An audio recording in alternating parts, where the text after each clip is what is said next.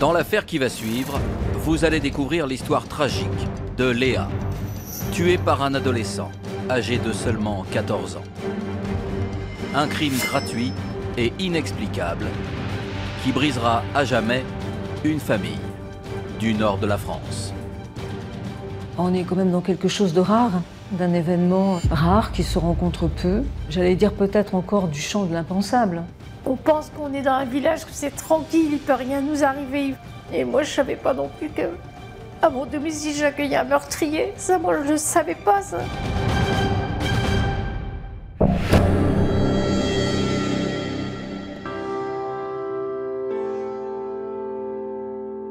Nous sommes à Mérieux, une modeste commune située à seulement 7 km de la frontière belge. À la fois traversée par une route nationale et entourée de champs, ce hameau ressemble à beaucoup d'autres dans la région. C'est un village qui se trouve en fait entre Maubeuge, qui est une grande ville dans le Val-de-Sambre et dans le nord de la France, et la frontière franco-belge. Donc c'est à peu près, il y a un peu plus de 700 habitants dans ce village, voilà, où il n'y a rien autour. C'est un petit village de l'Avesnois. C'est vraiment le village typique. Vous avez une église, vous avez quelques centaines d'habitants. Tout le monde se connaît, principalement. C'est extrêmement calme. Mais le 21 mai 2018, un drame va ébranler à jamais la quiétude des lieux. En ce lundi de Pentecôte, Alain et Marie-Christine, tous deux âgés de 60 ans, profitent de cette journée ensoleillée aux côtés de leur fille, leur gendre, leur petite-fille, ainsi que des 3 garçons placés chez eux en famille d'accueil. 2h20, j'ai ma petite fille qui arrive, petite Léa. Elle vient, Mémie, regarde, moi, elle est belle, Mémie est belle. Puis elle me dit, je t'aime, Mémie. Puis elle me fait le bisou comme ça, je t'aime aussi, ma chérie. Puis elle part. Je continue à vaquer à mes occupations. Tandis qu'Alain jardine et que Marie-Christine débarrasse la table, la mère de Léa s'aperçoit que sa fille, de 2 ans et demi, ne se trouve plus dans le jardin. Au début, tout le monde pense en réalité que c'est encore une farce de la petite fille et ils cherchent tout simplement dans les habitations, dans la maison, de savoir si elle n'est pas encore une fois plus cachée derrière un rideau ou dans les placards. Puis ils commencent tous à crier après Léa, Léa, Léa, Léa. Les voisins sont arrivés parce qu'ils ont compris que le mot Léa n'était pas comme d'habitude. C'est un Léa alarmant. Donc de ce fait, on commence à chercher partout, on ne la trouve pas. Mais alors que toutes ces cachettes habituelles ont été fouillées, Léa reste introuvable. Alors, comment a-t-elle pu disparaître? Se serait-elle perdue? Ou quelque chose de grave lui est-il arrivé?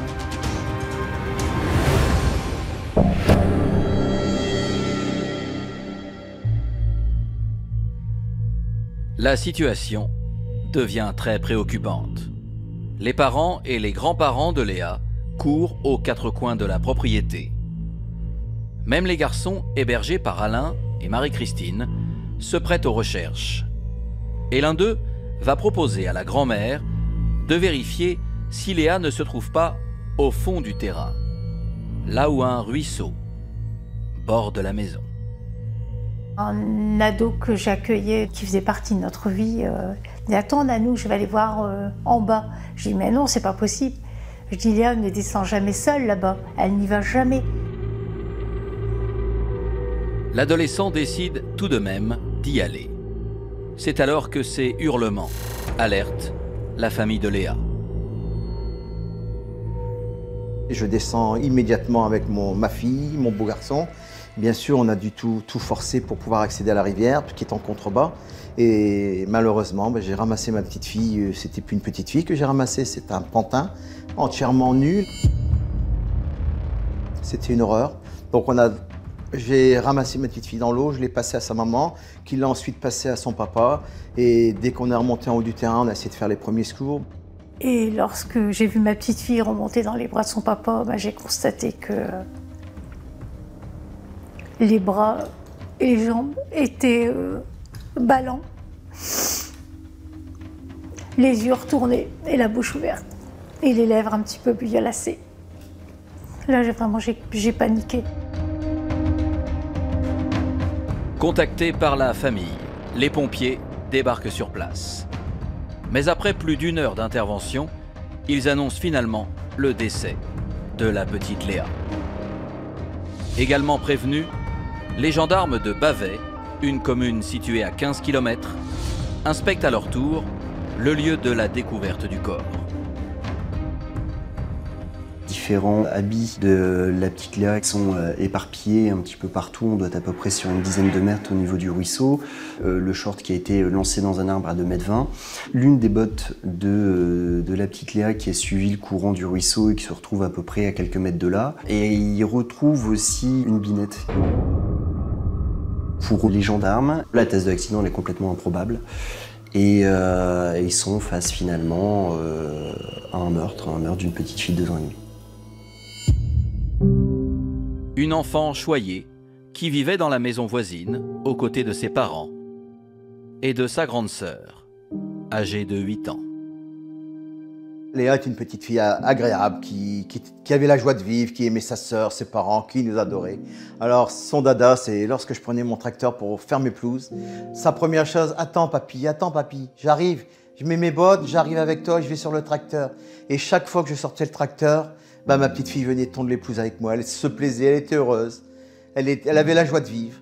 Elle avait aussi ses petites habitudes, j'avais un petit congélateur à 3 tiroirs, il y avait un tiroir, elle adorait les glaces. Et alors quelquefois elle arrivait et moi je veux une glace. Alors du coup on lui avait dit, ça c'est ton tiroir. Elle ouvrait la porte, elle prenait sa petite glace, très contente. Et elle repartait chez son papa, sa maman, trop contente de... Voilà, elle venait sans cesse nous voir.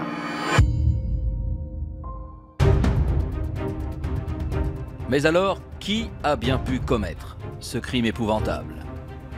Dans quelles circonstances exactes Léa a-t-elle perdu la vie? Et la petite fille, connaissait-elle son meurtrier?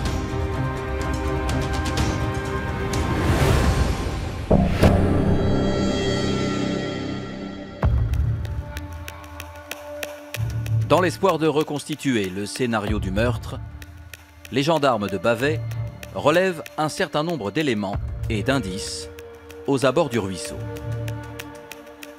Ils vont saisir la binette, ils vont saisir les vêtements de la petite Léa qui sont éparpillés un petit peu partout sur la scène de crime. Ils vont faire aussi divers prélèvements sur le corps de la petite Léa.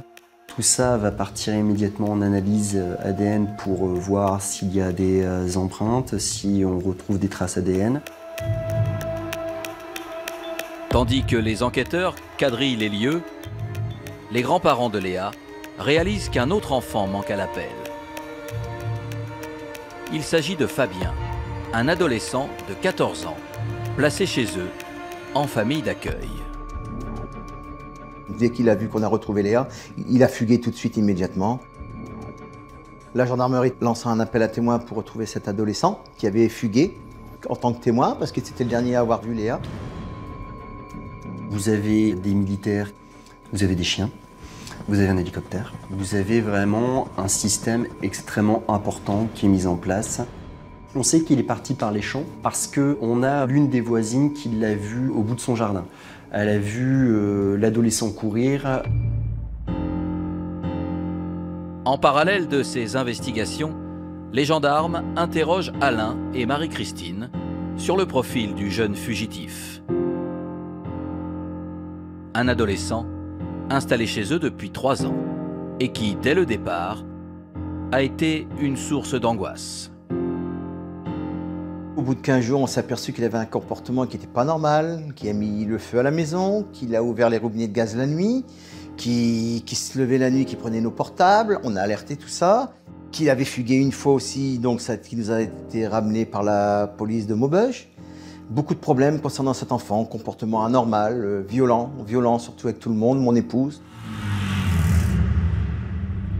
Mais ces violences physiques ne sont pas les seules difficultés rencontrées par la famille. Il s'est mis à prendre l'ordinateur de mon mari.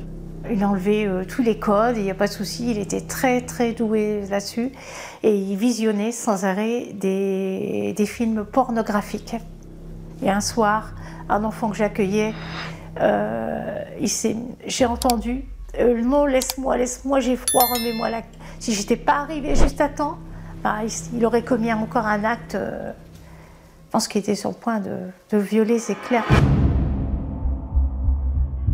Face à ce comportement inquiétant, Marie-Christine et Alain multiplient les notes d'incidents et les appels aux services sociaux afin que Fabien soit placé à plein temps dans un établissement spécialisé. Au terme de très nombreuses relances, ils obtiennent finalement en 2017 que l'adolescent intègre un institut médico-éducatif 5 jours par semaine. Mais les responsables de cet institut vont eux aussi rapporter des problèmes graves avec Fabien.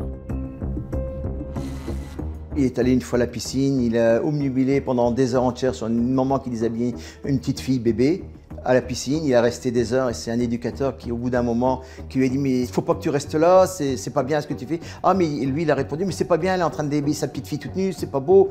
Mais alors l'éducateur lui dit « mais tu n'as pas à être là, c'est tout, tu t'en vas ». Et ensuite, à l'IME, il y a un comportement, c'est qu'un jour, il s'est retrouvé seul dans les toilettes avec une jeune fille de 12 ans. Et c'est un éducateur qui est intervenu à temps, sinon on ne sait pas ce qui se serait passé. Le 22 mai 2018, soit le lendemain du meurtre, les gendarmes prennent connaissance du rapport d'autopsie. Les conclusions du médecin légiste révèlent que le meurtrier a donné 22 coups de binette à Léa avant de plonger son corps dans le ruisseau. La jeune victime est décédée des suites d'une asphyxie. Elle a dû souffrir, ma petite fille. Aujourd'hui, je me dis, elle a souffert. Parce que 22 coups de son vivant, c'est dur. Elle a été vivante quand elle a pris les coups. Ça, j'en ai la preuve par le rapport d'autopsie. Et c'est terrible. Pour moi, c'est vraiment des actes de barbarie profonde. Parce qu'on ne ferait pas ça à son pire ennemi. Alors Fabien est-il l'auteur de ce meurtre barbare? Comment un garçon aussi jeune a-t-il pu ôter la vie d'un autre enfant? Et les enquêteurs parviendront-ils à l'interpeller?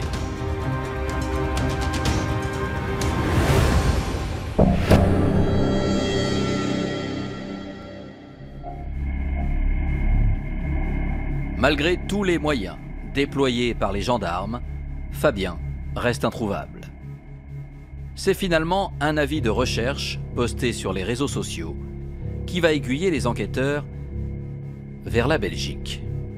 Le jeune Fabien a été reconnu par un témoin à Mons qui a appelé immédiatement les services de police de Mons qui l'ont finalement retrouvé assis sur un banc dans un parc public. Pour les proches de Léa, sa culpabilité ne fait aucun doute. J'avais peur qu'il se suicide. J'ai pensé à ça, j'ai eu cette optique-là quand même. J'étais soulagée qu'on l'ait retrouvé parce qu'il fallait qu'il paye de ce qu'il avait fait à notre petite fille. Ça, et franchement, j'ai été soulagée. Avant de l'interroger, sous le régime de la garde à vue, les enquêteurs cherchent à obtenir un maximum d'informations sur l'adolescent. Il a beaucoup de hobbies. Il voulait toujours que je lui fasse des beaux dessins sur l'ordinateur.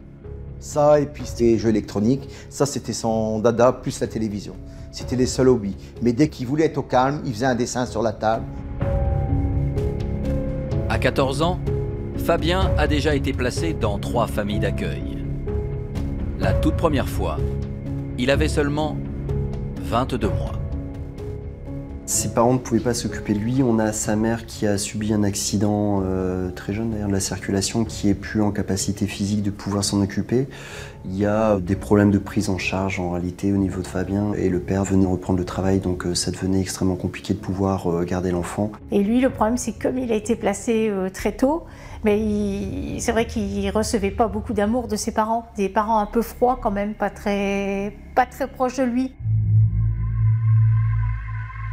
Au cours de leur enquête, les gendarmes réalisent que Marie-Christine et Alain ne sont pas les premiers à noter des problèmes de comportement chez Fabien. Dernièrement, dans sa famille d'accueil, il était resté 7 ans, il s'en est pris la petite fille de la dame. Non, il y avait de la violence, Déjà, ça se passait pas très bien. Le 22 mai, en début de soirée, les gendarmes débutent leur interrogatoire. Ils ont en face d'eux un adolescent, calme, au physique presque angélique, qui ne semble pas mesurer la gravité de la situation.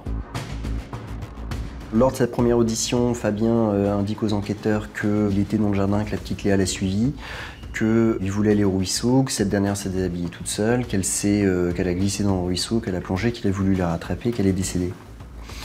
Bon, c'est pas cohérent par rapport aux constatations qui sont faites immédiatement par rapport à la scène de crime, donc les enquêteurs le questionnent à nouveau dans le cadre d'autres auditions, où là, il indique en réalité que la petite Léa, il s'en est pris à elle, qu'il a vulgairement pété un plomb et qu'il lui a asséné plusieurs coups avec la binette. Fabien raconte ensuite avoir voulu la déshabiller afin de l'enterrer. Mais faute de temps, il l'a simplement déposée dans le ruisseau. On pense qu'on est dans un village, que c'est tranquille, il peut rien nous arriver, il faut bon vivre. Et moi, je savais pas non plus que à mon domicile, j'accueillais un meurtrier. Ça, moi, je ne savais pas, ça. C'est ça qui est terrible. On est quand même dans quelque chose de rare, hein, d'un événement rare qui se rencontre peu, qui est, j'allais dire, peut-être encore du champ de l'impensable. Alors pour quelle raison Fabien a-t-il infligé un tel calvaire à la petite Léa? Est-il pénalement responsable? Et ce drame aurait-il pu être évité?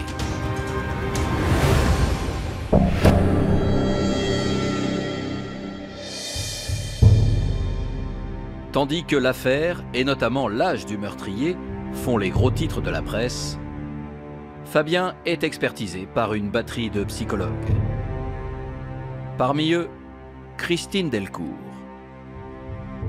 Quand on fait cette rencontre avec Fabien, on a à la fois en face de soi un petit enfant qui résonne comme un petit enfant et la violence d'un meurtrier, hein, qui s'exprime dans des propos extrêmement durs et une colère qui le déborde et qu'il faut entendre. Et cette colère est souvent le fruit de sa perception déformée de l'autorité. La moindre consigne ou remarque de la vie ordinaire est ressentie comme une véritable agression par l'adolescent. Il explique effectivement qu'il a été victime de brimades, de maltraitance. Alors lui, il parle, je n'ai pas dit que c'était la vérité, de coups de taser, hein, qu'il aurait reçu aussi des coups. Il explique qu'il a eu plusieurs familles d'accueil comme ça, où il a cumulé, hein, ce vécu de préjudice. Et donc là, à l'entretien, ce qu'il explique du passage à l'acte, c'est le besoin de détruire, de se venger de ces familles d'accueil qui l'ont maltraité et de détruire tout ce qui leur est précieux.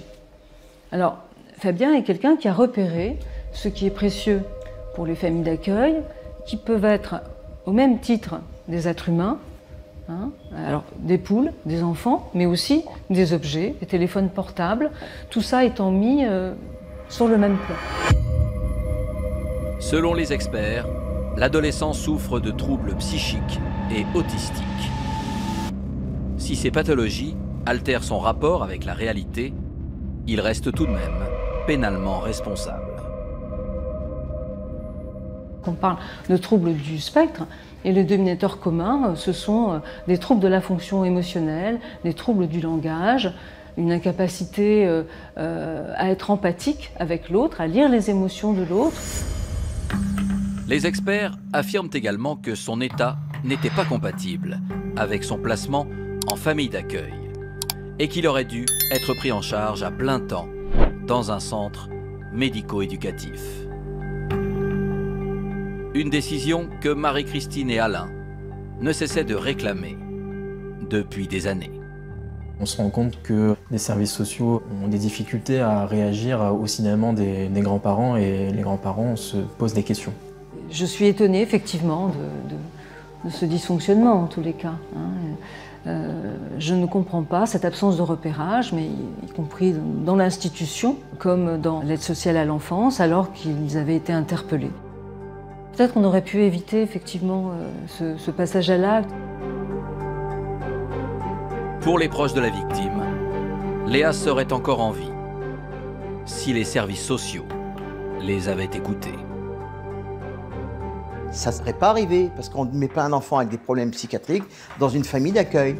C'est eux les responsables. Moi, je le dirai, j'ai toujours dit dès le début, je le dirai toujours. Donc, moi, je veux qu'il soit condamné et que je l'entende de mes propres oreilles en me disant ils ont commis, ils sont responsables. Moi, j'irai mieux. Notre famille ira mieux.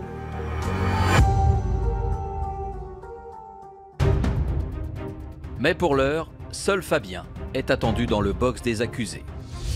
Alors, quelle sera son attitude lors de ce procès? Comment va se passer la confrontation avec la famille de Léa? Sera-t-il en mesure d'exprimer des regrets?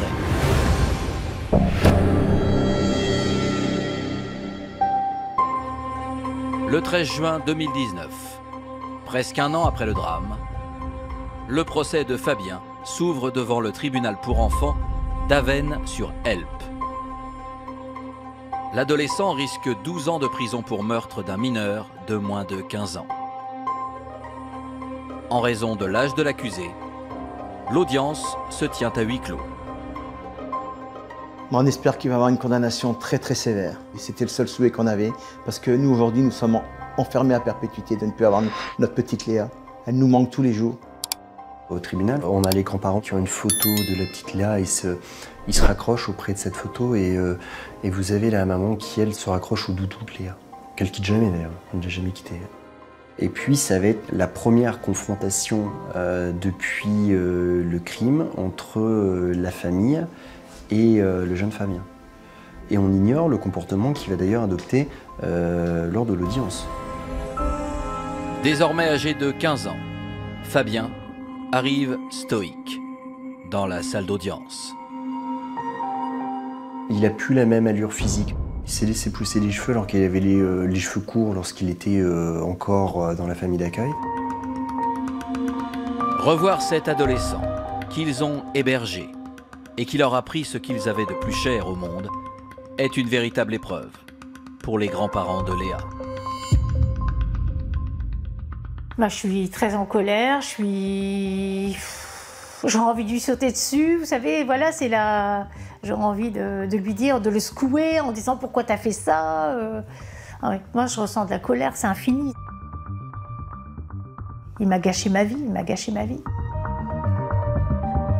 À l'image de son attitude lors de l'instruction, Fabien reste de marbre et n'exprime aucune émotion. Je fixe deux regards tout le long du procès. Alors, et lui, comme ça, imperturbable, de temps en temps, un petit regard comme ça, mais sinon imperturbable. Et puis, il parlait presque pas, on lui posait des questions, il parlait presque pas. Et nous, on attendait la vérité de comment il s'y était prise pour emmener notre petite fille. Donc j'étais assez déçue. Et il n'a pratiquement pas parlé. Je l'ai trouvé, oui, vraiment très en retrait, très absent. Est-ce qu'il a pu saisir les échanges? Ce dont on parlait, je n'en suis pas sûre.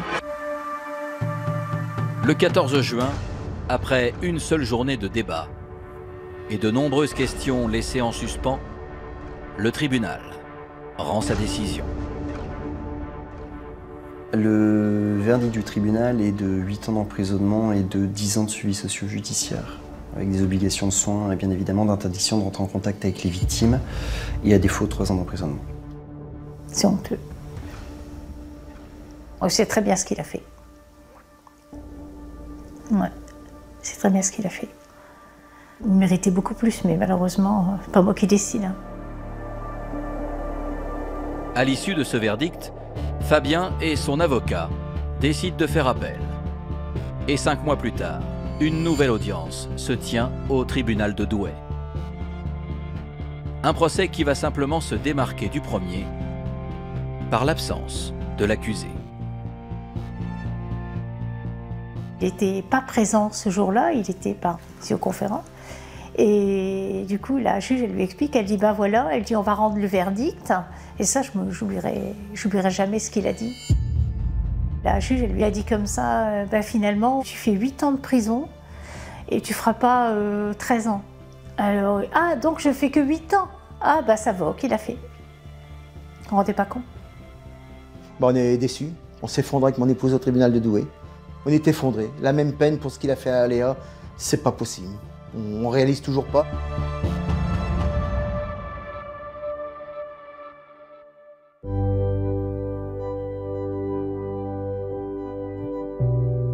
Aujourd'hui, la douleur et l'amertume font partie du quotidien des proches de Léa. Chaque jour, Marie-Christine et Alain se recueillent sur sa tombe et poursuivent les démarches pour que leur voix soit entendue. Et c'est pour ça qu'on va tenter un procès contre les services sociaux, ça c'est sûr. Je veux qu'il soit condamné, je veux entendre ça. On va mal encore. Tant qu'on n'aura pas une décision comme quoi que les services sociaux, je pense qu'on ne pourra pas faire notre deuil, ainsi que ma fille, parce qu'on veut quand même que la reconnaissance des erreurs des services sociaux soit reconnue. Et on y tient, ça, et on ira jusqu'au bout. Je sais que de là-haut, ma petite fille, elle doit dire papi, mamie, et mes parents, ils se battent pour moi. Pour ça, j'en suis persuadée qu'elle voit tout ce qu'on fait pour elle. Et je me battrai jusqu'à mon dernier souffle, ça c'est sûr. Je continuerai.